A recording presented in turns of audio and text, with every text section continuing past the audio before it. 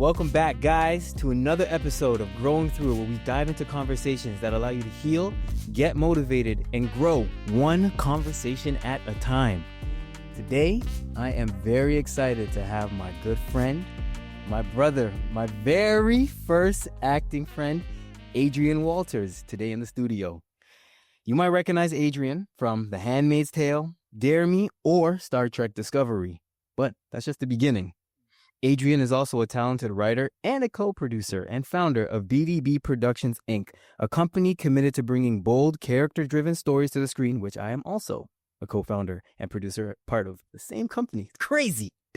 And if that's not enough, you'll soon see him starring in the indie film It Comes in Waves, premiering at the American Black Film Festival in Miami this June. Adrian Walters, welcome to Growing Through It, my man. How you doing today? I am doing great, brother. Thank you. That was a beautiful intro. I didn't know you were going to do that. Yeah, most people don't. I'm like, man, I sound impressive. You know? I did my research on my friends, right? Yes. No, of course, man. Bro, like, it's been a long time. We've been friends for, it's like 15 years. Yeah. Bro, let's start. Let's start from the beginning, man. Tell the people how we met, what you remember, how you recall it, and we'll start from there. Like how we met, or even just prior to everything leading up. Bro, let's talk about from the basement in the library, how it really started. Okay. So for me, how I met Ryan was I came out of high school not knowing what I wanted to do, and I was very terrified. I remember leaving school and being like, everyone else in the high school had like everything figured out in terms of what they wanted to do. And I kind of goofed around in my latter year of my high school experience. And I knew I wanted to make money at the very least. So I'm like, I got to get a job real quick, make some money.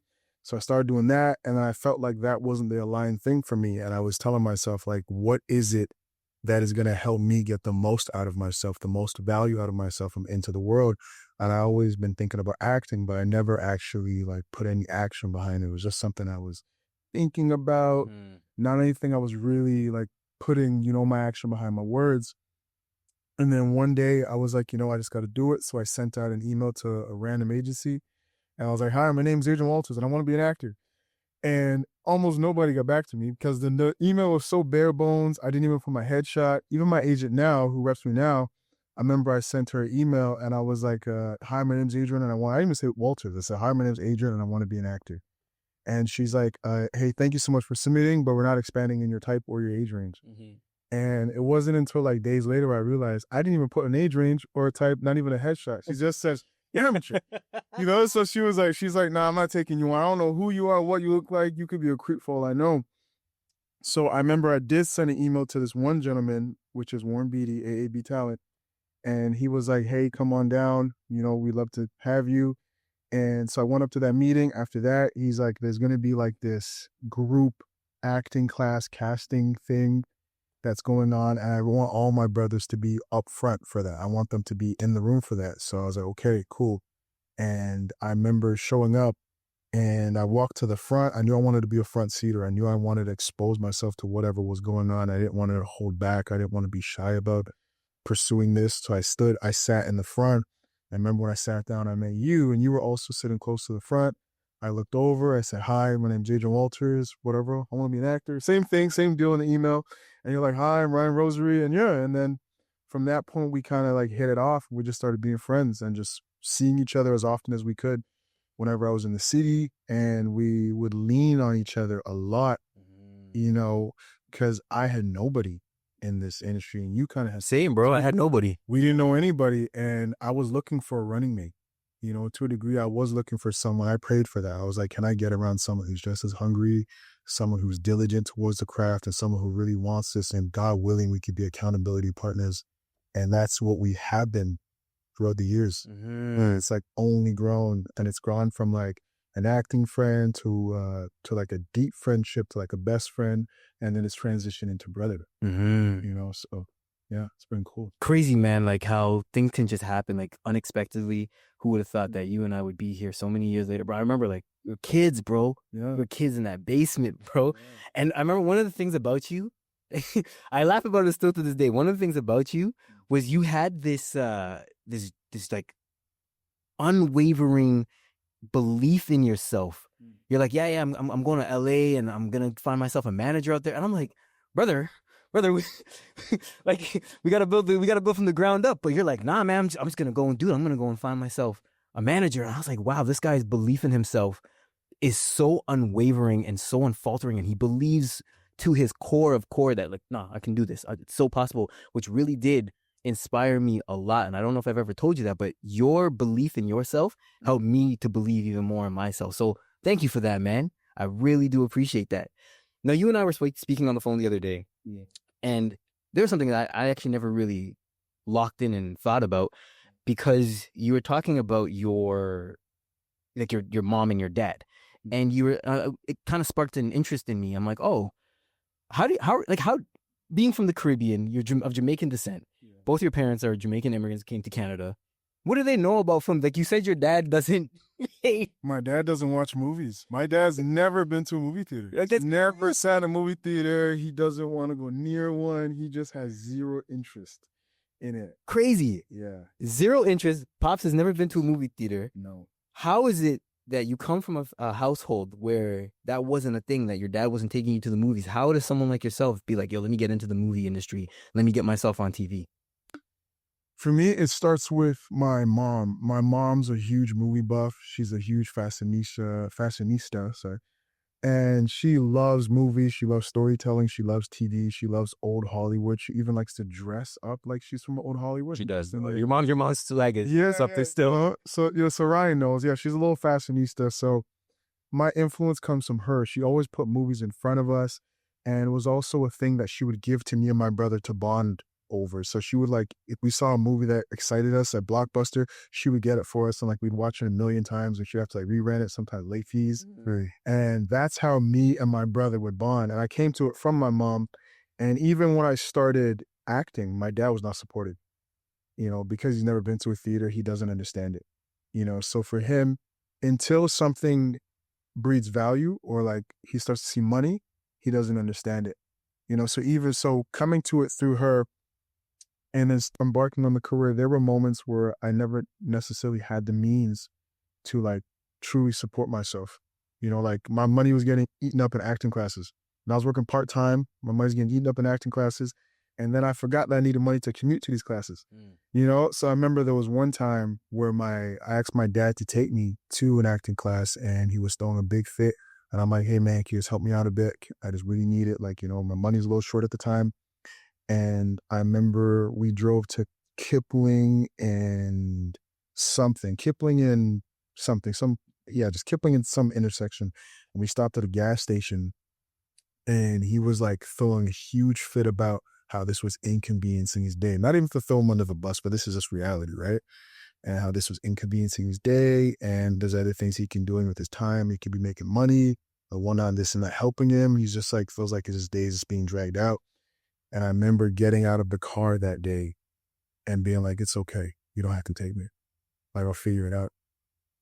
And he's like, no, I want to help. And I'm like, no, it's okay. You've done enough. Because I felt like at that point, it was being thrown in my face. The fact that he's doing me a favor. And I never liked that feeling, and I remember it was actually my mom that helped me out in that moment. And she's like, here's what you need to get to class. It's like, well, you need $30-$40 at the time. I was like, yeah. Got to that class, and I remember it was a great class. And I remember also having a moment like never again, where realizing I kind of really had a big realization of realizing that, okay, the support I think I want or I need, I'm probably not going to get it from him. He doesn't understand this world. To him, it doesn't make sense as of yet. But from my mom, any support I would get is going to come from her, and that's where I'm going to have to lean on. And she did help me out that day. And that was like a never again moment for me of like asking my dad for anything. And it wasn't obviously until years later where it started to make money, and then at a very noticeable level. And he's like, okay, my son, actor, And I was transitioning to like, I go to his church and everyone's smiling at me and shaking their hand and rubbing my shoulder and being like, I heard, good job. All that. So it's not now in these latter years where things have taken a massive shift, where I am in a position of abundance and things like that. Now he is supportive, and my biggest fan, and now he's about to see his first movie ever in a theater in Miami for American Black Film Festival. So he actually is coming out to support, but it took a long time to get there. Yeah, so support has come from my mom, my dad. Yeah, to be honest. Man, so not having support from one parent, but not having it from the other. Did you feel like there was a little bit of tension in the household? Did you feel there was strain? How did you navigate that? Did you, like, when you had auditions or when you booked things, did you talk to your pops and say, "Hey, Dad, I ended up booking this project," or did you kind of just keep him out of that conversation? Yeah, there was a lot of tension, because as actors, anyone who knows as an actor, even when you're working part time, you're bringing in good money. It's getting eaten up in so many different directions. And I remember times where sometimes, where I was up late running lines for an audition and I was like, let me at least like sleep in a bit, so when I do have to tape the audition at 2 p.m., I'll have like energy for it. But I remember sometimes when my dad would leave his room, I would like jump out of my bed just to make it seem like I was up early and I was doing things, because he would start to bark down on me and he would like throw slight remarks being like, these Canadian kids are lazy. Yeah, they don't understand work. He's like, yo, a man must work with his hands and this and that. So yeah, there were a lot of times where I did feel the strain and it did start to weigh on me. But, that's where you came in the picture and like friends like you were that could relate and understood and also weren't receiving the support they wanted.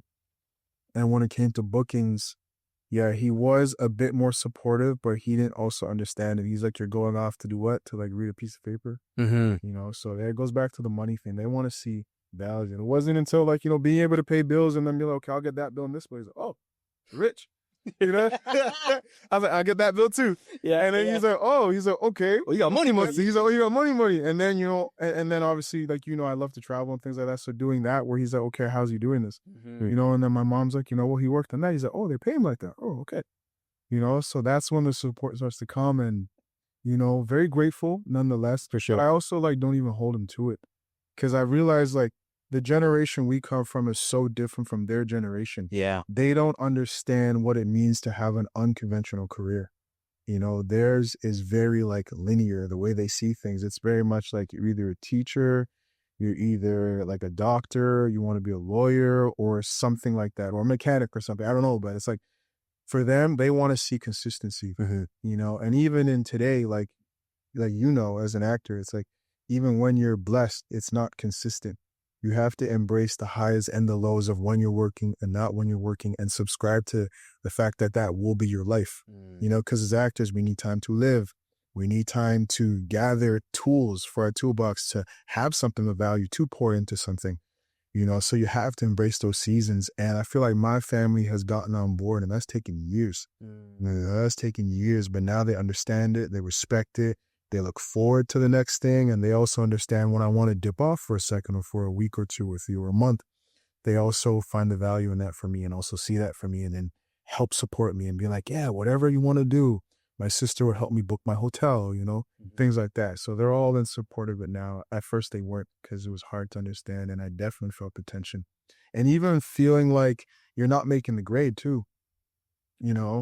Growing up and seeing everyone else have their conventional careers. My sister works in a bank, making tons of money. My brother's personal training. My other sister has a career. This sister has a career. So feeling like you're not hitting the mark, your potential. And I've had so many moments where I've questioned so many different things. Moments I brought to you, like in private, where I've questioned things, like the moment that we always talk about and we laugh about was when I watched Superbad for the first time. Yeah. And I remember I was having a very dark season in the industry. This is a long time ago. It's probably like, what, 2013 maybe or something? Or Yeah, might have been, yeah, 13, 14. Yeah, something like that. I remember I watched Superbad for the first time, and the movie was like so good. And I was like, wow. And at that point, I wasn't even getting a lot of auditions. We were with the agent who we were with, and I wasn't seeing a lot of auditions. And even when I wanted to check in, I was told, well, hey, listen, this is how my business works. I was always being spoken down to from my agent. I was like, man, that doesn't feel good. And then I saw this movie that was just so good, so funny. And I'm like, man, I remember the credits rolled and then the screen went black. And I was watching the room in darkness, right? Like in black, like how you do in a movie theater. But in my room, I remember the credits were rolling and I was just sitting there and I was asking myself, like, will I ever get to do something like this? Will I ever get to actually be in a movie and not just hope and dream and just be shooting auditions into the air? Will I ever get to lead something? Will I ever get to be a strong supporting in something? and I was questioning everything, and I almost I just had a very depressive moment.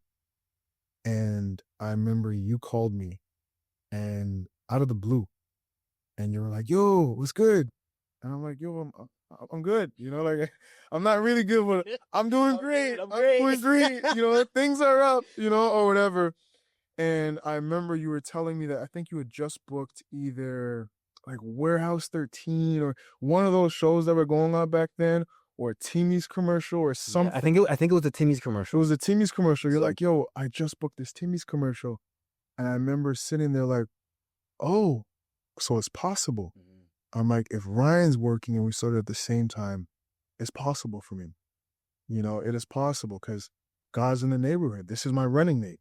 I'm running with him. So it's like, if he's blessed and we're in step and step, I think I'll be able to see something someday, And then I remember that gave me a high, and then it went like this, and when it went back down for a second, and then you had hit me up and you had told me that you booked, I think you booked an actor role on something else.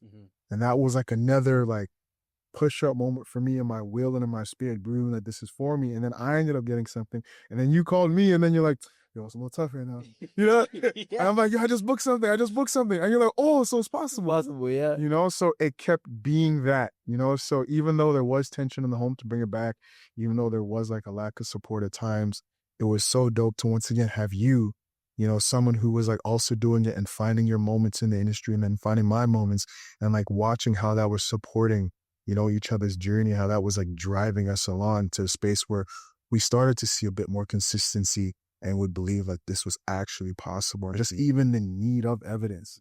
Like, you can have drive, you can have will, you can have your dreams, but sometimes, even for me, and me, I'm pretty unwavering at times, but there's moments where I'm just like, "Yo, I haven't seen anything. How long? Like, what's going on?" And like asking yourself, is this a test from God? Or is God just trying to redirect me somewhere else? Are there other things I should be doing? Or should I actually stay on this path and continue to believe? And will anything come of that? It's real, man. Yeah. It's so fun. Like, thank you for that beautiful, long answer. It's perfect. Yeah, so if you want me to shorten my answer, No, man. I don't know. That's what I know. This is what it's here for. It's for you to share the stories, and for people, whoever's listening, to hear that, oh man, like, even he's going through it. He's gone through things, right? Because this is what this podcast is about. It's literally to let people know that everybody's gone through, or is currently, or has at some point in their life gone through something, and how we just grow through it.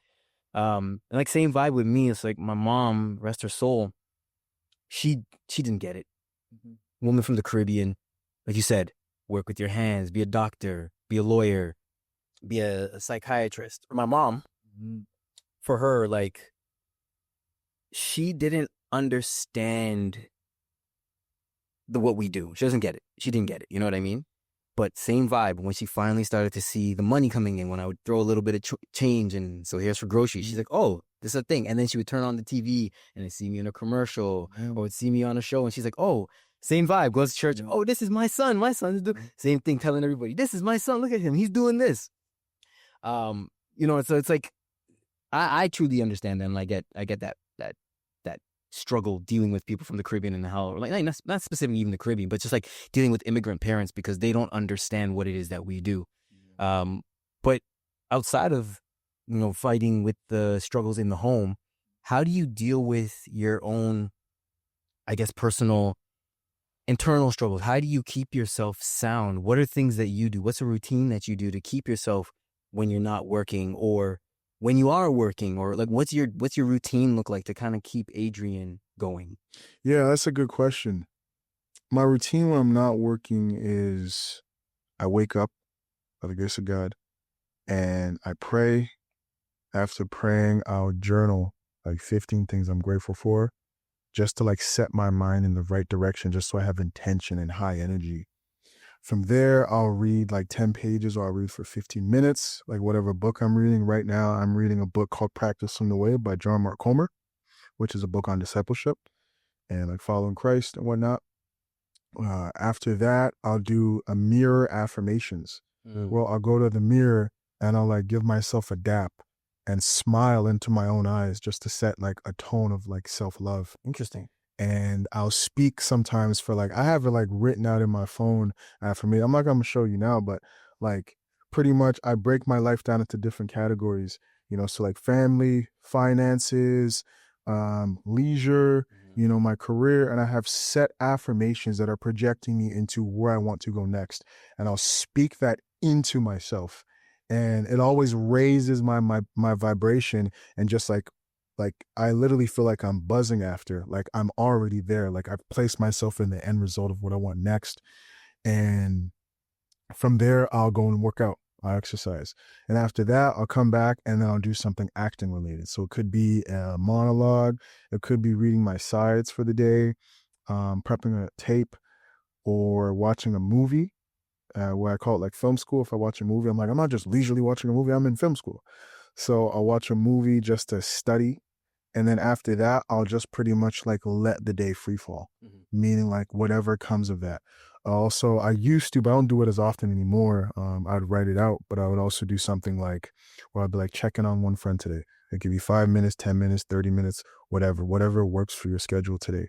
And then also another thing I do as well is like finances. I'll read a book on financial literacy, because as actors, we're blessed to make lump sums of money in one go, but I feel like we also need to know how to manage that. So like I'll like financial literacy, or like the money I do have, how can I multiply it? How can I place it in spaces where it's going to multiply and bless me in the long run? I'll do that. And then at the end of the day, I'll like just reflect on everything I've done. And I'll be like, okay, what did I learn today? What were the pros of my day? And I won't even acknowledge cons. I won't even acknowledge anything that didn't work. I'm just like, what are the pros? I keep my vision set on what worked and just doing more of that. And after that, I'll do like a prayer reflection, and then I'll pass out. That's literally like a consistent day for me when I'm not working. When I'm working, obviously that changes a bit.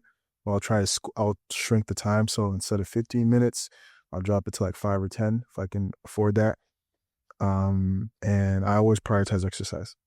So I'll do that before working. It's just something about it sets the tone for me, where it drops me into my confidence. And so yeah, I'll wake up, pray, thank God, journal gratitude, exercise, and I'll hit the shower and then go over my lines for the day, refresh that or whatever, and then hit the set. And then after set, decompress, find moments of silence. Even in when I am working too, my routine just before a scene as well, I always pray and give it to God. I'll like get down on my knees somewhere in my trailer, preferably. And I'll just like pray, and I'll just be like, Lord, I need your help. I don't want to get too big headed about what I feel like I can do. Like, guide me through this and whatever story you want me to tell, and just help me to get out of my own way. Because sometimes you can get in your own way about what you feel like the scene is, of your ideas, like what you feel like it is, or even intimidated by the material, or you're spending too much time looking forward to this day. So now the moment is bigger than it needs to be. So now you're just like, you're nervous. And we've both spoken about that. Like when you make a scene into something massive in your mind, how that can really like rack you on the day. So just like, I'll pretty much pray to like get out of my own way and tell the story you want to tell. And yeah, just help me show up and be whatever I need to be for the day. And God willing, like it just goes well and great or whatever, Have you always been a man of faith? Yes, but my journey has like transitioned into different spaces. Like I always had my relationship with God. I always read the Bible. My mom always made sure I would read Psalms 23. The Lord is my shepherd, I shall not want. Psalms 91, he that dwelt in the secret place of the Most High shall abide under the shadow of the Almighty. I knew that as just like protection over me. But when I became an actor, I realized that this was probably going to be the toughest thing that I'd ever do. And that it was going to, as they say, character building, where, there's going to be a lot of humility. There's going to be a lot of, oh, I think I'm the ish. And then, oh, you ain't ish, and, so I went through so much, as to the point where I was like, yo, even though I have Ryan, I can't do this on my own. Like, even like, Ryan's good, but I think we still need some help here, so I would lean on God on those repeating those scriptures. And then I found Hebrews 11. Now faith is the substance of things hoped for. I would repeat that religiously to myself. Like, yo, I have to act as if it's already here, going back to the unwavering, and move, talk, walk, and feel that. And so I lean on those scriptures, and even Philippians 4:13, I can do all things through Christ, and just do my best to believe it, saying it until I believed it. And that would help me progress my journey when I would see something happen where I was like, oh, I prayed for that. I know it wasn't me. And it wasn't until 2017 when we did the old Proverbs where I had like a breakthrough moment, which you were there that day, I believe, where there was in a scene where it's like he's talking about his brother at the funeral, and and then like it hits him really deep, and I'm just like, okay, I've never experienced that in my work up until that point, and I was so terrified. I'm like, oh my God, what does these people want me to do? They expect this end result, and they're waiting. And then I did the take, and I felt like I did what it was supposed to be. And then director was like, I want more. I'm just like, oh my gosh, bro, chill. Like this is all I can give, what's the saying? That Tyrese, what more do you want from me? From me. So I was like, man, what does she want from me? And I remember just going to a side room and being like, yo, God, take the wheel. Like, just help me tell this story. I know what I've done before, and like whatever she's asking for, I don't think it exists within me, but God willing it does. And if it does, like, just do what you do, please. And then I remember just going straight into the take, boom. I took one look at Brandon's like face, the project that we put together. I took one look at his face, started speaking, whoof, hit. It really, for the first time, really became like 1,000% real for me, where I lost control. That was like my first time truly losing control. And the story was just telling, and even at the end, remember, I ended up ad-libbing, but it was all in pocket. And everyone's like, oh, the scene should be over, And then remember, she sent all you guys in to come and hug me. And I was like, whoa, after the fact, I was like, oh, that was God. And that, when I realized, oh, I can't just pray for God to sustain me in the moments when I'm not working. I need to pray for him to sustain me too when I'm on the job. Like truly guide me. I don't know what I'm doing. As much as I've prepared, I don't know how this is going to go. I don't know what's the best result, but you do, because you know all things. So guide me and just like help me to surrender. So surrender became huge for me. And that was my first experience in the craft where like faith bridged art. And it was in that moment where I realized that I would need that forever. I was like, yo, if I feel like I'm trying to do this to the level that I want to, I'm going to need to incorporate that into everything, And after that, we did Judas Noir. And that's when I got to play Jesus, which is weirdly enough. It's like a man of faith, and then you play Jesus. And even that was intimidating. I'm like, oh man, I really got to prepare life. I'm like, if you were praying before, you better be on all fours, being like, Lord, help me. And I remember I was terrified, and I told Leighton, I'm like, oh, maybe there's someone else that can do this, And he's like, no, I picked you because I want you to do it. And I'm like, cool, but I'm terrified. You like, I don't know if I voiced it to you, but I was terrified. No, I didn't know that. I was like, okay, now I got to play Jesus. Oh yeah, me, of course. And then you guys are like, he's like the old positive one, so he should play him. And I'm like, man. Perfect casting though. But I'm like, I can't even pass it off. I'm terrified. At least I need like a proper candidate to be like, maybe Ryan's going to do it. It's like, well, Ryan's already in the play. I was like, oh yeah, you're right. I was like, you're right. Okay, maybe Manny. Manny's already playing 4 characters. I'm like, oh yeah, you're right. What about Lavelle? Well, he's playing Judas. I was like, oh man. So I was like, what am I supposed to do? There's no direction out. I have to do this.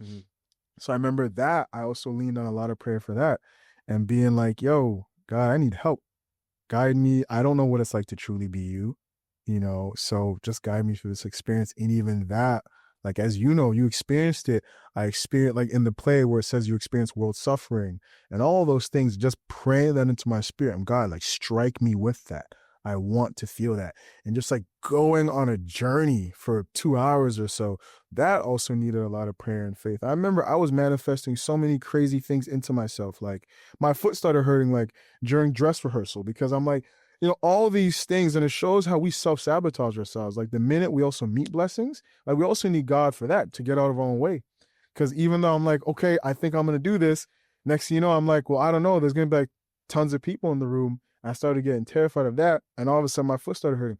Now it got to a point where I'm like, I don't even know if I'll be able to walk on this, Leighton. I don't think I can do the play. And it's like, well, bro, you can't back out of this thing. So I was looking for every exit, every possible exit. My feet's hurting. I'm like, all of a sudden I'm forgetting the dance numbers, all these things. So I had to consistently outact my doubt. I have to go home, like, yo, you're good, you're good, you're good. Talk to myself. And all of a sudden, my foot pain went away day one. Like as soon as the curtains went up, foot pain was gone. And I was at home doing the dance numbers routine. I just had to keep outworking my doubt and keep praying. So that answers the first part of the question. Like, that answers the first part of the question of faith. And then after that, like just wanting to go deeper and realizing that like I need God for more things. Like even when I first left the country, I was like, oh man, I need you. I'm scared of these planes. I'm scared of these planes. My mom told me a lot about these things, they can go up and go down at any minute. So I'm like, I need God then too. Let me tell you something. Let me tell you something. On my flight back from LA, I have never in my life experienced turbulence the way I did. 10 minutes straight. I said, yo, God, send me back down to the I'm like, Lord, I want a couple more rolls, Lord. I ain't asking for much, just a couple more rolls, Not enough people know my face yet, But so that also helped in my journey. And then also just like, and even in recent years, just wanting to go deeper and just feeling like I want to be used more. And I also want to be a spiritual leader, and I want to step out boldly and be someone that people can look to. Not look at me necessarily, but like pointing up, like being just like a piece of fabric of his presence, so just like praying more and then going to church more, and that has just grown exponentially over the years. And even last week, I surprised myself. I went to church on Tuesday, Friday, Saturday, and Sunday. That was a first for me, in 1 week, and it all felt normal. It was just like random things. Like even the company I've been keeping, like they've been more churchgoers, so they'll be like, yo, I'm going to this thing, and boom. I'm like, all right, I'll go too. And then next thing going on, boom, I guess I'll go to that too. And I just been so grateful, with the community that God has been surrounding me with, like, individuals like yourself and the way you've been growing in your journey as well. And just the rest of the brothers. And it's interesting because even before I met all of you guys, I'd already met you at this point, but no, just before I said, God, can you send me a bunch of people that are in the same industry and that I can run with? We don't have to, be operating at the same speed, but just, I'm like, God willing, they're running faster than me, and force me to have to keep up and make the grade, and people that I can learn from, people that I can count on, people that I'll be able to share like deep truths with, if I'm ever hurting in this industry or I'm just feeling confused. And he sent me 6 of you guys. You were the first one where he's like, this is going to be your first mate. And then it was you, and then it was Frank, and then it was Brandon. No, it was Layton. No, it was Lavelle, and then Layton, and then lastly Brandon. And Manny was already there to a degree, and he sent me all 6 of you guys. And then that's where like our journey started, like with the basement, So like, I feel like that, like my journey with Christ has also brought me all those things and just like growing over the years. And it's interesting that all you guys are men of God too. And even in the latter years, like for our last like 2 years, all of us have been on fire for Jesus, and just like talking about God, marinating on scripture. We have a group chat called, what's our group? Kingdom group? Kingdom Men and Women. Yeah, Kingdom Men. We got some girls in there. Rare entries. Not everyone can come, but I'm joking. That's not very Kingdom like, huh? But we have some few women in there, Kiana, Celeste, and we just been like even growing together in that aspect too, and just like strengthening our bond as men, in Christ. That has been so special, and just being on fire and being a representation of the kingdom. And as the more we're blessed, also finding moments to feel humbled, and just like pointing the finger up and exalting Christ over ourselves. And I know me and you, we always have our conversations about even the pull of that, like every time we get blessed, it's like, man, I'm finally getting my shine. So Christ can chill out for 5 seconds. Let me be the face of this, right? And it's okay to do that. And then also finding our moments where we step back and we're like, thank you, God, and me and you have always talked about like our challenges of that and moments of like where we've heard you're doing a good job too many times, and now we're like, our head just starts to swell. And then you'll tell me something and I'll bring it back down to earth, or I'll tell you something and you're like, oh yeah, I gotta like just keep it low, let God do his thing, and make sure that everyone knows that this is coming from him and not me. I'm just fortunate enough to be the face of it. Yeah. I think it's important that you speak about that, like even just ego, faith or not faith. I think it's so important for us to remember keeping egos in check, because we have seen various people throughout our life who got into their egos, various industries, entertainment, sports, music. We've seen how ego can really bring a person down. So I think it's important that you, even speaking on that and just being reminded, like, this is what it is. So that's dope, man. I'm glad that you would have that still within yourself and that you remind yourself daily, it's not just me, it's a higher power, it's God. So I like how you were talking about like the guys, and the basement and how everybody kind of came. I want to hear from your perspective, kind of how BDB came together from your your point of view, because I know how it came from my point of view, but I'm interested to hear from your point of view how everything kind of came together. And even you made a mention of the basement. If you want to talk about the basement, Brandon was on the podcast as well, and he also spoke about the basement. So please speak about the basement from your perspective. Yeah. So how BDB, first and foremost, how BDB came together, right? So I had first met Ryan, obviously, as I mentioned earlier, through the church basement, the acting class or whatever. And my next person that I met was Frank. I met Frank on the set of a commercial. And I remember when I first met him, I hated him. Like, I actually like, it went beyond dislike. I didn't actually know. It actually went beyond dislike. I'm like, I really don't like this guy. Like, I just remember we were having a conversation, and normally I'm pretty level-headed, and I remember he was just talking about something. He's like, nah, that doesn't make sense to me. And I'm like, oh, cool. And he just like was very abrupt in how he was doing things in his conversation. I remember we were speaking about so many different things. He's like, nah, I don't see it that way. Nah, I don't like that. Nah, this. And like, he's entitled to his opinion, but I just felt like he was too much of an abrupt person for me. And then he was really loud, and I just felt like he didn't know how to control his volume when he was like so close to you. And just, there's so many things about him that pissed me off. And I don't even think he could tell, but I'm looking at him like, I don't like you. I'm like, and he's just like, Adrian, how you doing? Let's eat lunch together. And sitting next to me at lunch, I'm like, oh my gosh, this guy. I'm like, he can't read the room. I'm like, he doesn't get it. I don't like him, And I remember we were just like shooting throughout the day, and, we'd have more conversation. I was warming up to him, and then we had bumped into each other at like a event that you told me about. You actually brought me to. We bumped into him again. And I remember I was like, oh, and he's like, yeah, hey, buddy, how you doing? So, so we were chopping it up, and you brought me to that event. You're like, yo, because I'm known to be a homebody. You're like, nah, bro, if you're going to be in this industry, you got to step out a bit more. Like, bro, there's some events, at least go and say hi and meet your fellow actors. Because I was just doing the audition thing and taking my butt home. Other than you, had no friends in the industry. I was just doing my work, going home and trying to make some money to live this actor life. So I met Frank, didn't like him, bumped into him again, thank God, because of you.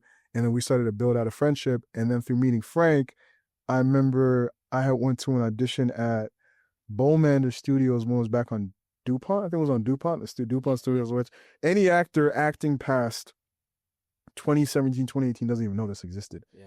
But we'd go to the studio at DuPont. And I remember after doing my audition, I was, same MO, go home. And when I was going down DuPont Station, Frank was coming up, and he was with two guys. He's like, yo, Adrian, I need you to meet Tony Ofori and Lavelle Adams-Gray. He's like, good people should know good people. I need you guys to get acquainted, because there's some dope guys. He's in the theater scene. He has a play that's going on tonight. And if you have the time, you're more than welcome to join. I'm like, thank you, but I'm going home. He's like, well, lastly, once again, meet Lavelle Adams-Gray, dope actor as well. He's doing some crazy things. He's killing it. And I just think you guys should know each other. So we all exchanged numbers, and I put his number down as Lavelle brackets Frank's friend, Tony brackets Frank's friend. Kept it pushing. Fast forward to booking a principal role in the Lost and Found Music Studios, which ended up changing its name to like the Music Room or something. I don't remember.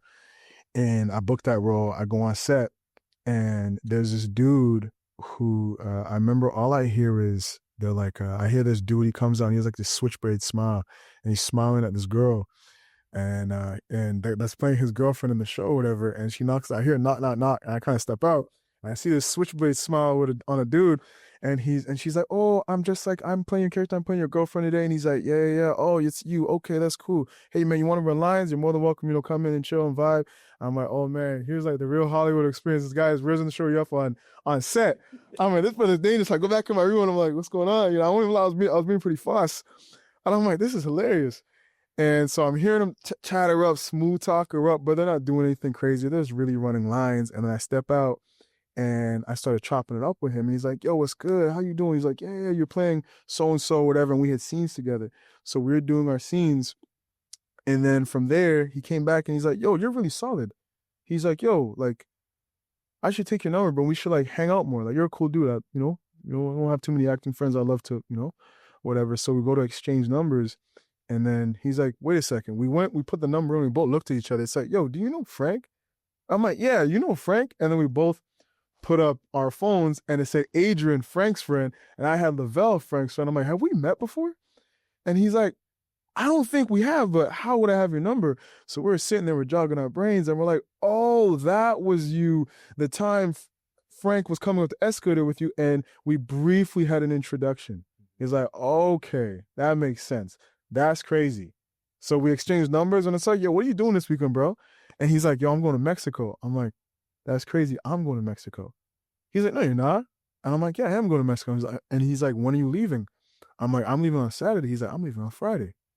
He's like, yo, bro, this is crazy. So he's like, yo, you need to link me while you're there. God willing, we can like link up and even like just like kick it even for a day, bro. Ultimately, we didn't end up going or connecting like in Mexico. But I remember while I was down there, like one of my text messages bled through and it was from Lavelle. And he's like, yo, we're probably going to miss each other because I'm doing a whole bunch of stuff and I know you're probably doing a whole bunch of stuff. But I pray that you got to Mexico safe and that everything is good and you have an amazing trip. I sent a message back. I don't think it got through, but long story short, we both ended up being in Mexico that time. And then we saw each other at another acting event that you invited me to as well.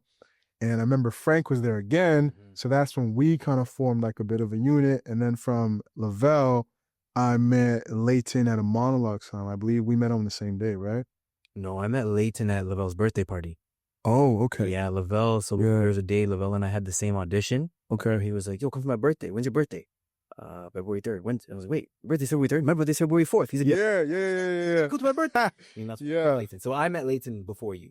Yes. Okay. So you met Leighton before me, and then I met Leighton at a monologue slam. I think Leighton maybe did the monologue slam, or he was just there in the room. And I remember the second time we pulled up, or maybe that was the first time, we also seen Brandon. Brandon was standing in the corner by himself like a loner. Yeah. And we're like, who's this guy? I remember you even pointing it out. And I think you brought him into the circle and he kind of came around us and was like, yo, you guys are cool. There's an energy going on here. Cause he's like, yo, whatever's going on here, I want to be a part of it. And I remember he was hanging out with us. And I think we went to Insomnia that night. Was it that night we went to Insomnia? Night. I think I had I have the photo on my phone. Yeah, exactly. So we went to Insomnia and we were like just all around the table and we're like beaming off the walls. Like we're like, yo, you're dope. And we all just worked as like just as a connected energy, as a collective. And we're like, yo, this is crazy. And I remember you saying like, yo, I'm going to start like a group chat. And because you also had everyone's number, you started the group chat, Big Dreamers Brotherhood, and you put the Hollywood sign. I remember, and that was, I think that's September 15, 2015, right? Or 2014. It was 2015, maybe. 2016. No, 2015. 2015. So I remember that September 15, 2015, you started the group chat and then we're all in there. And then for like, I want to say like 2 years straight or even longer, we didn't go a single day without not talking to each other. Yeah. All of us for 2 years. And for me, that was like as far as like having friends in the industry goes, that became like crack. I'm like, bruh, now like that whole loneliness thing was just completely gone. I'm like, yo, I really have running mates now.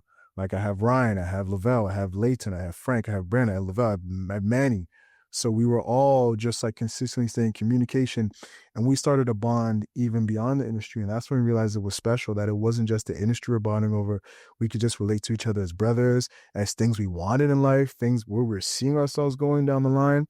And it became such a safe hub of where we could just like be vulnerable too. Like I've seen each and every single one of you go through like every possible human emotion.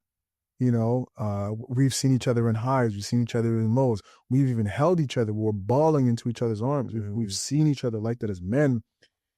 And for us, it provided, at least for me, I know it provided me such an immense safety to be able to bring absolutely anything to the table and realize that, yo, like yo, even beyond acting, I need these guys. I'm like, even if I wasn't an actor, I'm like, God willing, I would have found something like this, because this is something that no, barely anybody has in our industry. It's very tough to find brotherhood or sisterhood. And No egos too. bro, Authentic. authentic, where we're sharing auditions, we're like helping each other tape, and we're being like, yo, I got this tape too, and there's moments you're missing. Like, you're doing great, but if you add this in, then you have a higher chances of booking. And it's like, what are you doing? Like, I'm also we're both reading for this. And it became such a no ego mentality of like, yo, as long as it lands 1 through 7, we're good. As long as it lands, I'm like, yo, when it comes to us, I'm like, yo, you have access to everything. And there's so many moments where we've done that. We're like, yo, did you get this audition? No, here you go. And there's been things I've even got close to or booked, like even The Porter, a show that I did, I never got that audition. That was from Lavelle.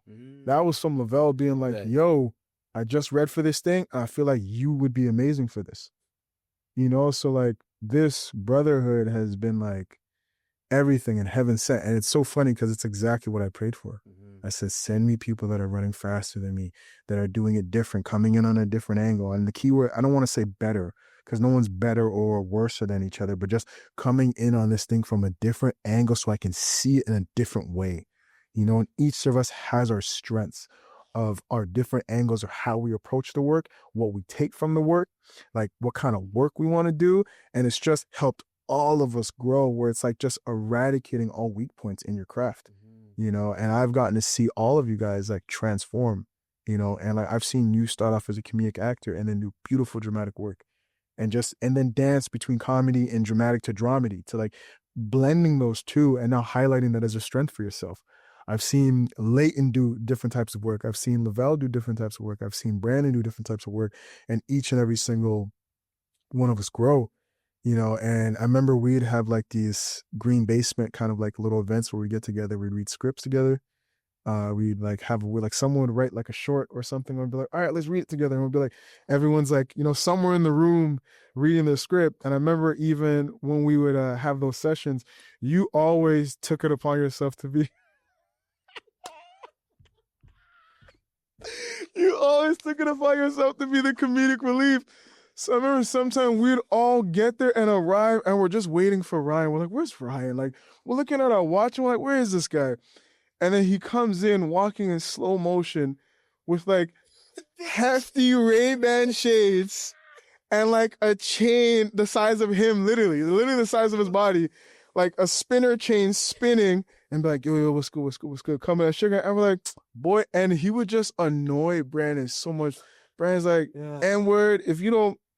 And he's like, yo, what's good? And Ryan will come around, make his round. He's like, yo, you're good, yeah. And they're like, and freak out. And like, it was always beautiful, like finding our moments of how we like related to each other and knowing like our angle of how we come in and how we add value. You would always bring the jokes, always bring moments where like anytime you pull up, Brandon's just like, he would kiss his teeth because like, what is he gonna do this time?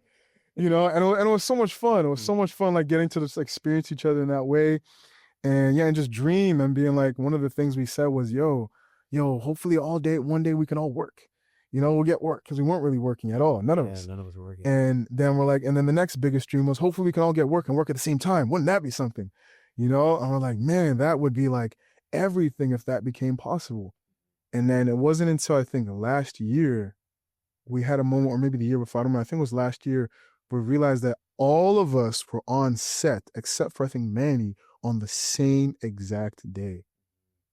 And I think we FaceTimed each other and we all took photos, and Leighton made like this big video of just like, yo, we actually did it. Like, it took however many years, but we're all working, and we're part of these projects, and we're telling these stories, and we have traction now. We have consistency. And by the grace of God, it happened, and it can happen again and again and again. But we finally achieved that moment. Because a lot of times I remember we had our moments where one person would be working, but the other wouldn't. And Lavelle had a conversation with us early on. If you remember, he's like, I feel like, guys, what we are is we're like TDE. He's like, I feel like we're like Kendrick Lamar's group, where he's like, yo, when Jay Will or Jay Rock is like popping off, another person might not be, but we still got to cheer for him. you know? And when he's not popping off on that album and he goes on tour and it dies down, yo, this other person's gonna pop off, and then we gotta cheer for him.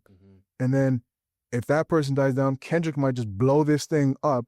We gotta cheer for him. We can't have any ego. We reinforce that we can't have any ego. We can't have any side-eyeing. We just gotta like love on each other and make sure everyone knows that they're being supported. So there were many seasons where one person's flying off the rails and we're in the cheerleading seat. And knowing like how you have to navigate that internally, it's like, I have to be happy for my brother, you know? And but also dealing with like moments like, yo, I want to work too, you know, and being real with yourself. It's like, yo, I'm happy for my dog, but I want to work too, you know? And I know you're gonna like this too, or maybe you have a question for it, but I remember when our dear friend Xavier booked Take Two. At the time, I was working in a restaurant. I was working at the Keg, and I wanted to work as a server, but they're like, yo, there's seniority for that, so you got to like earn your stripes. And I really needed money at that time, and I wasn't booking anything. And I remember one day, you know, I was staying late on my shift and asked me if I could sweep, and it's not my job, but I'm like, yo, I'll do it. Stayed back, I'm sweeping. There's barely anybody in the restaurant, and I remember, I think it was you dropped the news in the group chat, yo, extras book Take Two. And we're like, what? That's crazy. And it's like, yeah, series regular, bro. Series regular. And we're like, and all of us were like aspiring to that. So we're like, oh my God, we're freaking out. And after that high left, I remember just being in the restaurant. It was quiet and there was like no one there because the restaurant was pretty much closed and I was sweeping. And I had such like a high, but I also had a massive low because I immediately went into comparison mode. And that was when I realized that comparison is the death of anything you're trying to build, you know, as far as your hopes and dreams. And I'm like, wow, so you mean to tell me this guy's in Vancouver about to work on this TV show, big series regular role, and I'm here sweeping the floor. Not even like serving at the time, but like sweeping the floor. I'm like talking about contrast, you know? And I started to get down on myself in that moment. And I'm like, you know what? You're going to have your day. You know, you're going to have your day and you just have to be happy for him, you know? And I'm like, yes. So I was able to move that away and just get into a state of, yo, God bless X, and reach out to him, be like, yo, crazy that you're smashing it. You're killing it, bro. You're doing so good. And I keep my head down and working. And it's interesting because it wasn't long after for me where I booked, I think, a Mentos commercial. And then I booked another commercial. And I had to like take time off from the Keg to shoot that. And then I booked a recurring role. And then I booked another recurring role. And this like happened right after, almost directly after. And it got to a point where I had to like try and schedule myself in the schedule. And I finally hit a moment where I'm like, okay, I'm not shooting anything. I'm trying to come back. And they weren't allowing me. They were like, I was putting my name on the schedule and they're like, oh, nah, or whatever. You know, that they didn't like accept the shifts. So I went in, I'm like, let me just feel out the vibe and feel out the energy. Like, what's going on? Why are they not scheduling me? And I went in and they're kind of looking at me like I don't work here anymore. And they're like, oh, you're in. What's up?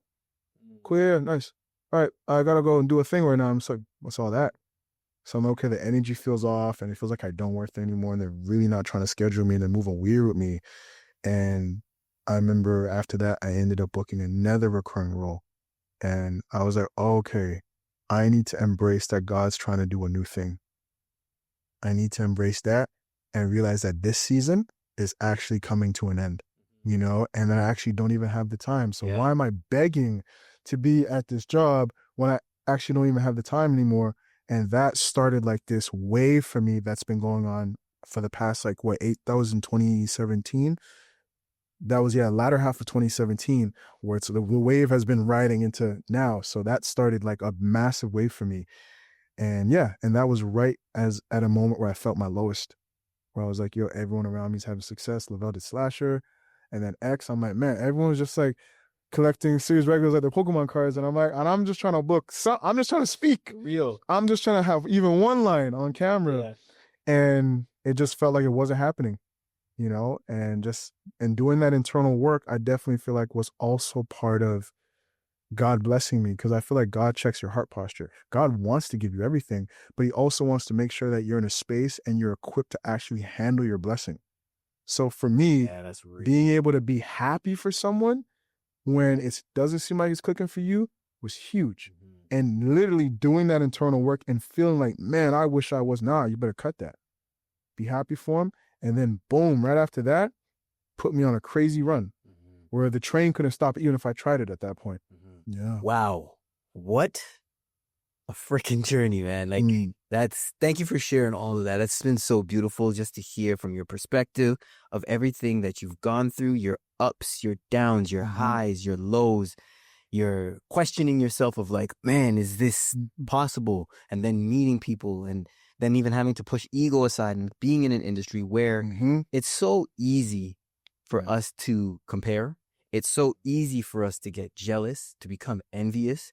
It's very easy, but yet still you continue to move and live through your life with such a high level of grace, a high level of openness, and a high level of acceptance for people's blessings as well as your own blessings, man. So kudos to you, man. I'm really happy for you and just like watching you continue to grow over these last 15 years of our brotherhood, man. Of family, man. Like it's crazy. Yeah, bro. You know, we're coming to the end of the interview and I want to touch on now, it comes in waves. Yes. This is your first time being number one, being the lead of a project. Yeah. Give me the rundown of how you went from, I guess, the audition or even like them coming to you, Lens Films coming to you, and then now you playing this role of Akai. Yes. I want to give you a bit of a extra answer in terms of even just prior to like that is, and the reason why I want to bring this up is because Lavelle told it to me last night on a phone call. He's like, yo, I don't know if you mind, but I shared a story of you because I feel like it just has so many lessons in it. And so long story short, just before it comes in waves, there was a role that was surfacing and everyone was going out for, and it was for a really big video game. You obviously know where I'm going. It was a really big video game. And I remember coming off of like The Porter, I had a really good time working on that show. And like, even though I was in the first episode, my schedule stretched across the summer. So they had me there on the ground for the summer pretty much. And I was going back and forth to do it. And we also had a lot of dance numbers and practices. So after coming out of the experience, I had a conversation with Arnold Pinnock and he told me where I should point my focus, you know, where he called me and I was like I wasn't intimidated by the call, but how he started the call was a little interesting. He's like, yo, I just got to say, you know, so I was having some conversation with people and, you know, I've heard some things and I'm so, oh my gosh, what are we doing? I'm like, what did I do? You know, like, what did I do? So I was getting kind of scared for a second. I'm like, I thought this was going to be like a pat on the back about something. And he's like, I just want to tell you that you don't need us. And I'm like, what do you mean by that? He's like, I feel like you should point your focus in going after leading something, you know, and being, you know, at the forefront or stronger supporting. He's like, I just feel like, you know, I was talking to people and they like how you approach your stuff and they like your energy on set. I was like, that's where you should point your focus. So coming out of that, I'm like, that's what I want to do. That's where I'm going to point my focus. And this really big video game came around, which is The Last of Us, for the role of Henry. And it was a guest star role. And because, like, you know, he put that battery in my back, that came across my desk. And I'm like, my team doesn't get it. I'm like, I said lead roles. I'm like, what are they doing? And I started to get like really frustrated with them. And I'm like, man, why are you putting this across my desk? And they're trying to sell me on it. And I'm like, no, I don't want to do anything. And then like a lead role or whatever. We're going back to that ego. Even though you know what you want to do, still keep the door open for something to surprise you. And that role was kind of like a match made in heaven, like in terms of like what I do as an artist, right? And I remember I told them no, I rejected the role. I was like, I regret the role. I don't want to do it. And then Lamar Johnson ended up booking it. And then he also got nominated for an Emmy for it. And I was like, I remember this conversation. Yo. I was like, Lord, are you trying to like make a joke right now? I'm like, oh God, let's laugh. He lets laugh more than I do. Because I'm like, you mean the first role that I regret, that I say I'm not going to do, they're winning Emmys for this thing? I'm like, since when were they like getting Emmy nominations for guest stars? I'm like, this is beyond me. I was like, man. So that was a bit of an interesting moment where my team was like, you see, you don't know what you don't know. You know, even though you have goals and you have specificity what you're going after, leave room for something to surprise you. You know, so that obviously that went in a different direction. He got that. And obviously that was always his role. No matter what. You know, if he got it, that was always his role. And understanding that anytime someone books a role that you went out for, it was never yours. It was always meant to be written like that. And they're going to tell a story how it's meant to be put out into the world. So coming off of that experience, I'm like, let me stay focused on, once again, I want to lead something, you know? But it was coming off of that moment where I felt like I was gearing for that. And Arnold had put that battery in my back. I'm like, okay, that feels like it's an alignment of what I want. So I was putting that energy out, and then I was going on auditions. My agent's like, you know, just so you know, things are going to get very narrow since you say you just want to lead something. You know, you're going to see a lot less auditions. So now you're going to have to extra up that patience. And I was like, okay. And then one day my team hit me and they're like, yo, there's this team out of Ottawa that wants to sit down with you. They have this project and they heard about you and they've seen some of the things you've done and they're really interested in you, but first they want to meet with you. They're not giving you anything. They just want to meet with you. I was like, oh, okay, cool. So I was like, can I get a script? So at least I'm equipped for this meeting so I know what I'm getting into. And the director said, listen, we don't have a script as of yet. You know, give us some time. So we postponed the meeting, I believe. And then they finished the script. They sent it to me. I read it and I was like, yo, this is like exactly what I want to do, what I feel like is my strength. And I remember one of my favorite movies, even like why I love to act, is like Blood Diamond. Seeing Djimon Hounsou's performance as well as Leonardo DiCaprio's performance in Blood Diamond was like just really powerful for me. Seeing not only like, once again, like faith bridging art, like going back to what I was saying, but also cinema bridging activism. And meaning like not only can I entertain people, but I can actually like stand for something through this medium and like have a voice and speak on something that I know nothing about, but I can do my research on and God willing add value to. So I read the script. It was in alignment. I'm like, this is a character I want to play. And I felt the story is very powerful. And like, yeah, let's do this meeting. So I remember we jumped on the Zoom call and we were just like talking about the project. And I was like, you know, why do you want to do this? You know, like, why do you want to tell this story now? Like, what about it is important to you? How is it personable to you? Personable, I think I remember that word, personable. And yeah, like, what do you feel like it's going to do? You know? And I just walk me through your vision. And Fitch, anybody that knows Fitch, Jean, he's very articulate and he's a very visual creature. So he knows exactly what he wants. And he literally just explained me the entire vision. I was like, okay, this is a fierce leader that I don't mind getting behind, you know, in terms of like getting in the vehicle of this story. And then also asking the question is, why do you want me why are you sitting down with me? Like, what about me did you see? And then he would explain to me like the certain projects he saw. And at that point, The Porter had also come out too. And they're like, oh, we saw you on The Porter. And then we tracked some of your other stuff down. And we're like, oh, okay.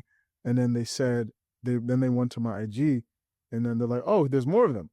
Like, it's not just him. Like, it's not the only black actor in the city or whatever. You know, there's more of them. So they're like, okay. So then they said they started going around, and then they said they still landed on, okay, we still want you. So I'm like, oh, okay. The fact you went through the group, and they said we still feel like we want you to tell this story. I was like, okay, cool. So so we jumped on that call, and then he's like, okay, just give us some time to put it together, and because we're still finding funding, you know, so we're still finding funding. Give us some time to put it together. And God willing, you know, you'll be the one for this. But, you know, we still have, you know, whatever, some other interviews or whatever. And I was like, all right, cool, that's fine. And some time went by. I reached out and I was like, hey, how's the script coming? And they're like, you know, the new update. And they're like, yo, it's coming along. It's getting even stronger. It's getting better. And then we had, I think it was 22 or 23 TIFF. I went to this all Asian event or whatever that Frank invited me to. And I almost didn't go. I was like, man, I don't want to be this thing. I'm like, man, I don't want to come into the city every week, you know, and like every day of the week for TIFF. I'm like, I'm trying to have a day. I'm gonna chill. Frank's like, yo, pull up to this thing. So I did, and I purposely planned it so I'd arrive at the ending, so I didn't have to spend the whole event time. Showed up at the ending. I walked in.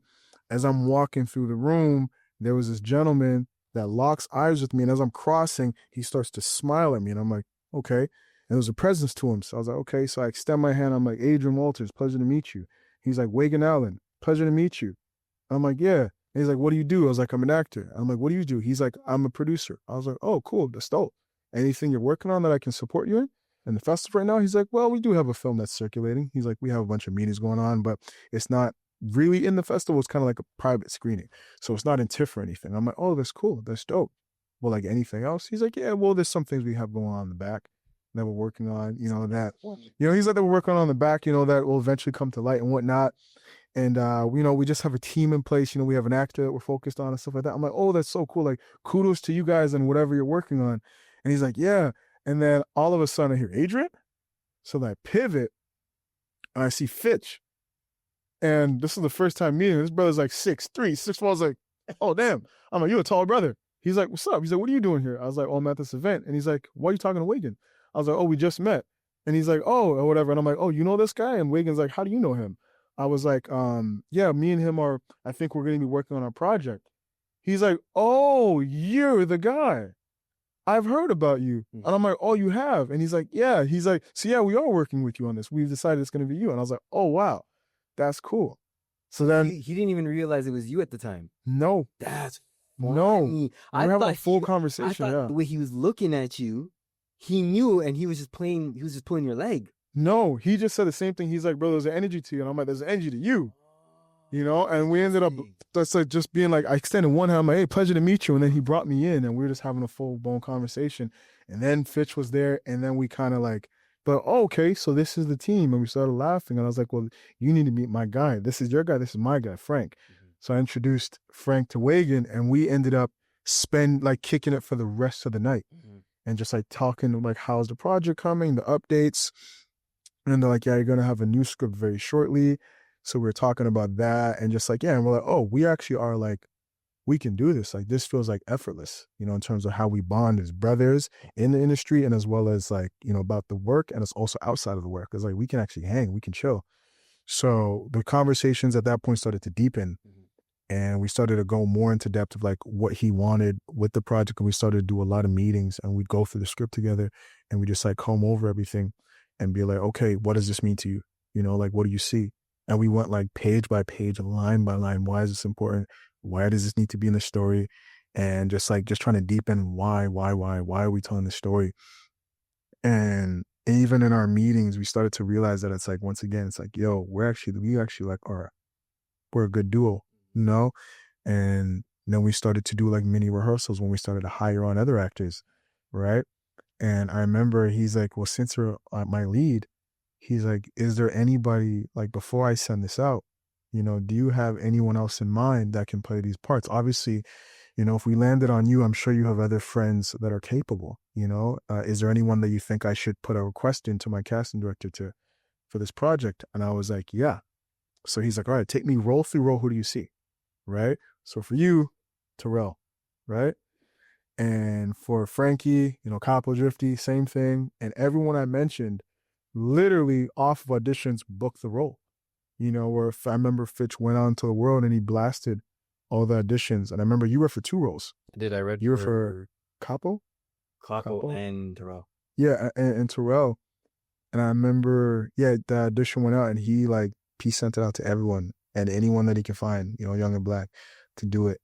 And he came back and he's like, yo, so I watched all the tapes and your guys are the guys still. You know, he's like, you know, like and I'm like, well, you see what I mean? I'm running with the best of them. Right. And he's like, you know, I just want to straight offer it or anything. You know what I mean? I wanted to see what they could do, but I'm like, well, hey, you know, that's you wasting time, right? Like, not me. And he's like, well, yeah, they're the best one for the job. And I remember he was even showing me your tape and I'm like, damn, Ryan's cooking for both roles. Like, I bought you in both roles. You know, I'm like, this is my friend. I know you, you know? So he was like, yeah, your boy's cooked. And, you know, he's like, okay, I know who I want to have in this project. And the fact that was my first time even being involved in the audition process, like being a lead and being like, okay, we got to do like screen tests. We got to read with actors or whatever, and like see, and even nerves behind that. Even when you get the role, you're like, oh, now they want me to do something. They actually want me to do it. Oh man, you know, oh, screen test. Oh shit.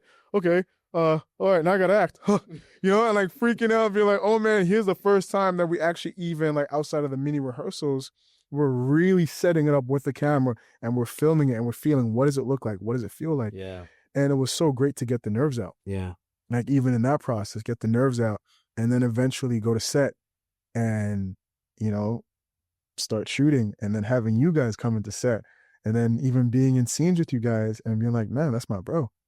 I'm getting to work with my guys again. Like, other than like Judas Noir, we hadn't done anything for like probably like 6-7 years, you know, and just understanding the luxury of what that was, and like how that can also bring out like the best out of you too, you know, because you have your guys and they keep you honest, you know, and then also sitting in front of your guys and watching them surprise you within the confinement of their role, you know, seeing them like make it their own, you know, which I had a lot of experiences on set, witnessing you do that, make the role your own, like add in little jokes, and knowing that the script was not a Bible, but it was like something we had room to breathe in, you know, and it's like watching you do your thing, watching Brandon do his thing, watching Frank do his thing.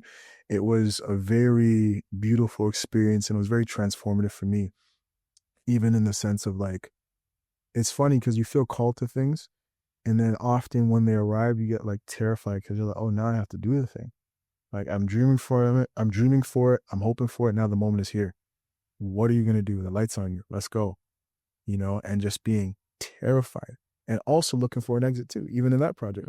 It's like looking for exit, like self-sabotage. Going back to that, as artists, we self-sabotage ourselves sometimes. Yeah, it seems like Hero's trying to find a way. Like, no, I can't do this. I don't want to. Bruh. Let me get out of this. Bruh. It's like you feel like, I know how to do this. I know how to do this. And then boom, the moment's there, and you're like, oh, wait. You know, and having to outact your doubt. Yeah. Like, you just have to keep backing it with action. And then, just praying for it, and then realizing that there's certain things you can't plan for too. Like, because even when we were shooting it, it just kept taking on a different shape. And, we'd have a schedule a certain way. Tragic things happen where, one of the cast members lost their sibling, and then now you got to smash the schedule together. And now I lost all my days off. Like, I remember I was trying to help Fitch make the schedule. I'm like, yo, this is a big job, Fitch. It's like 100 and some pages. So like, help me out here. He's like, oh, you need help? I'm like, no, I'm good. But if you can, like, make the schedule light on me, brother. You know what I mean? Like, give me my days off in the middle. Let me work. Let me have a couple of days off. And then the 2 days I was looking forward to, I lost them because of the tragedy. Yeah. So just like understanding the unpredictability of our industry, and that you're always going to be called up higher to like step up to the plate and to do what you didn't expect yourself to be able to do. And then even on prep, you prep those scenes and stuff like that, but now you want more prep, like on the day, just going over your stuff, and you lose that time.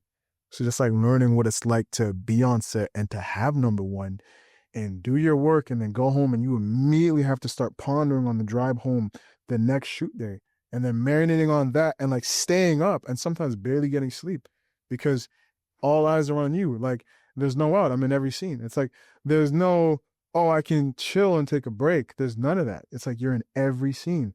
So even learning the art of not being precious, like where I actually started to understand even more, like when I've seen certain actors come in, I never understood when I would be on shows, like when I did Handmaid's Tale and other shows where I'd see actors come in and they're like looking at the scene and they're like, yo, I just saw this, or like 10 minutes ago or 30 minutes ago. And I'm like, what? I've been cooking this one line for like 2 weeks. Like, I've been putting like 8 hours a day, like a full shift, just to master this line. And what do you mean you're telling me you just looked at it? Realizing that there's certain scenes you can be precious about that you almost have to throw away. You prep it, but you almost have to throw away because you have to have the big picture in mind. So it just gave me a whole new skill set of what it's like, to like lead something, but it's also terrifying. And God willing, I get many more opportunities to do that, and just opportunities to grow and tell stories like It Comes in Waves, because it just meant a lot. And getting to meet even people, real world survivors that actually experienced what we experienced in the movie, people that survived the genocide, people that like literally almost lost everything, and what that it's like, to now try and create a new life that feels so foreign, so foreign to what and like your emotional DNA, and while we were shooting, I got to meet 2 individuals who this story actually happened to. And that also was like very terrifying, because it's like you feel like you're in the corner playing actor with your cue cards or whatever. And now you're meeting 2 people, and the weight of that sitting in front of someone who actually lived it. And them like looking at you and being like, let's see if you're the real deal. Almost like you put that own pressure on yourself. But like just like sitting across from them, I remember I wanted to be very gentle with them because I'm like, yo, this is still probably sensitive for you. And Fitch had told me that, yo, these guys have actually grown past this. Like, they're good. obviously be mindful. You have your sensitivity of how you want to approach them, but they're good. And I remember I went to one of them and I was like, hey, once again, thank you so much for being on set and being a consultant in this project. But there's some scenes that I feel like are very tricky. And I really want to go in with a full understanding of like the authenticity of that. So would you mind if I asked you a question about this? And they're like, yeah, go ahead. You can ask me anything. I'm like, oh, okay, thank you so much. And I went to go speak and I literally watched him brace himself for impact. He went and braced himself, like that small microcosm of a moment of like him being like, I don't know what he's gonna ask me, and it might cut me too deep. So I need to put up I'm listening, but I have a guard. And I watched that happen and I was like, that's all I need. I almost didn't even need what he was gonna tell me. I just needed to see that. What it looks like. The fact that you're always trying to you're not trying to give too much. You're trying to hold it back. You don't want everyone to know everything about you because you're like, if they know everything, they probably wouldn't accept me. They probably wouldn't look at me the same, And there's this idea that anytime you go through something hard in life, you don't want to be looked at as a victim. No one wants to feel like they need help or someone's holding their hand out, even when they need it. So that's also, and I know that in my own life, like earlier in my journey, like just moments that I needed help the most, I noticed I was the quietest. I was the most reserved. I was the most in solitude, or keyword isolated, than ever before when I actually needed help, like really needed help. I needed support. I needed this. I needed that. But you don't want to be looked at as a victim, or someone who, oh, look at them going through something, and I saw that in him, and just sitting with him, like he had his joy, he had his peace, but there's still a massive sensitivity there. And it was like seeing that, and then also on top of it, him walking me through the certain scenes. I'm like, okay, I know what I think I need to do, or it should happen, or whatever's going to happen. And that was huge, but I felt like getting to have those people on set, the consultants, was really impressive.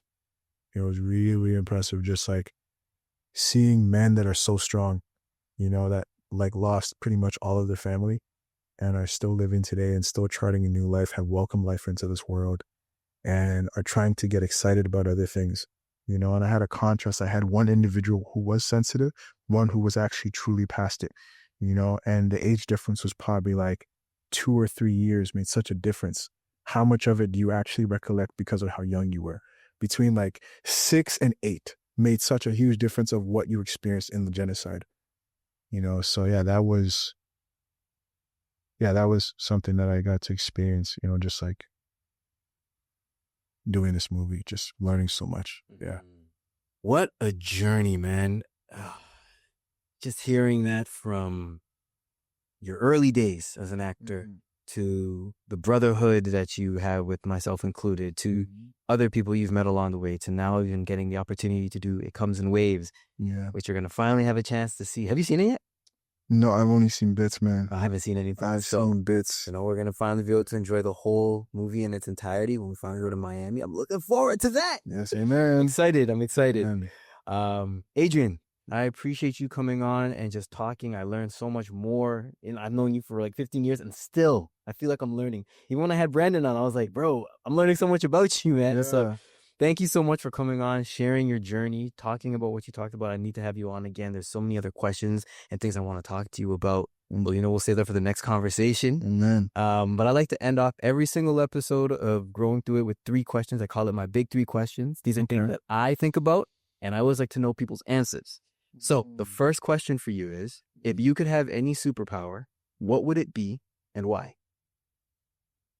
If I could have any superpower, what would it be and why? I think it would be the power to change people's self-image of themselves, the image of themselves. Interesting. Okay. Yeah, because I feel like I do feel like there's ebbs and flows to life, but I do feel like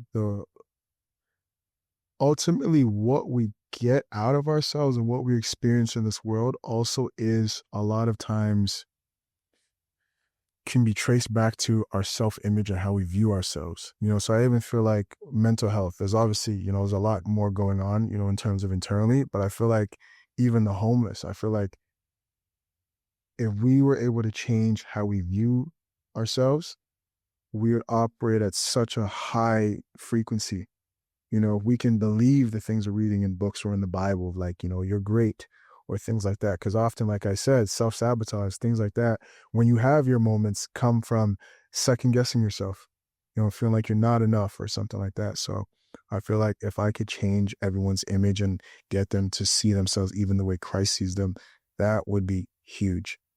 So that would be my power, and even for myself to always, and for the most part, but, you know, I have moments, you know, of just being able to just see as far as adding value. But if I'm going to give my cartoon answer, my anime loving answer, it would probably to be like Goku or something like that level of strength, or even in the world of Naruto.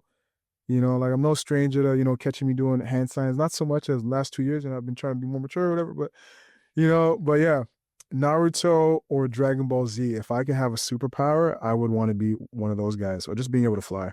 Yeah. I like your first one. It's deep. It's real. Yeah. Changing people's self-image. Yeah. I think every guy, at least I know, wants to be a Goku. Right? Yeah. Question number 2. Mm-hmm. What is one piece of advice that you would give to your younger self? One piece. Give me a second for this.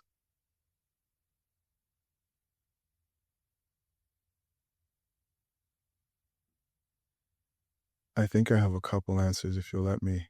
Give me one, bro. Give me one question, Bev. One question, Bev. One piece. You could go back in time. You have one chance. Boom. To tell my younger self. Yeah, one chance. You say one thing, and then that's it. You disappear. It all works out. It all works out. It all works out. I had a moment at Second Cup the other day. I went into a washroom I haven't been into in like 7 years.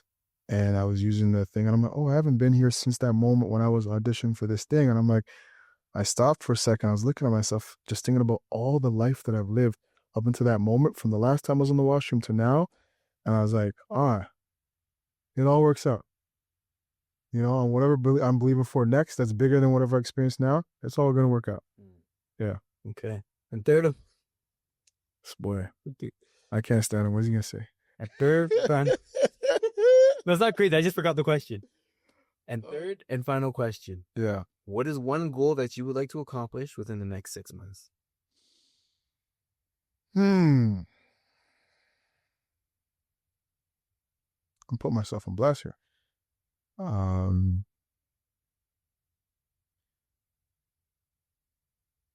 There's one. My main goal this year was to have my best year spiritually. That was my main goal. Like, other years I prioritized my career, I prioritized money. But this year I was like, I just want to have my best year spiritually and develop as much as possible in that realm. And yeah, that's my answer. The next one is financial. But spiritually, my best year spiritually. And even in that, it's so crazy because, not to go off into a tangent, but my best year spiritually also comes with a lot of tests. Like, you know, like this year, man, a lot of tests. And knowing that when you pray for flowers, expect rain, you know, expect rain, you know. So yeah, my main goal is to have my best year spiritually and to just strengthen my relationship with Christ and just become a stronger spiritual leader for my family, for a family that I may start, you know, in the near future. And yeah, even for my peers, I feel like we just all need to grow spiritually. And, you know, seems to be like a thing going on in the air about God, you know, where everyone's coming to him and everyone's realizing their need for him. And more importantly, right now, I know I need Jesus and how important that is for me. And just, yeah, so that's my number one goal. Grow spiritually. Adrian, thank you so much once again for coming on today to Growing Through It. Please, boom, shamelessly plug yourself right here. What's going on? My name is Adrian Walters, and on IG, I think I'm Adrian Walters _. I'm also on Twitter, Adrian Walters _ as well. And It Comes in Waves is going to be an AFBF in June, which is what we're in right now. So yeah. And by the time this episode comes out, I think we'll have already been there. Yes, we will have. yeah, I mean, who knows where it's gonna be? So hopefully everybody will have a chance to watch it and tap in. God willing. Guys, thank you so much for those that made it this far. I hope you were able to learn something. I hope you were able to realize like it's possible, and just stay committed, stay locked in, stay focused, whatever it is you were able to take from this. And dads, remember, the only way to grow through it is to go through it. Amen.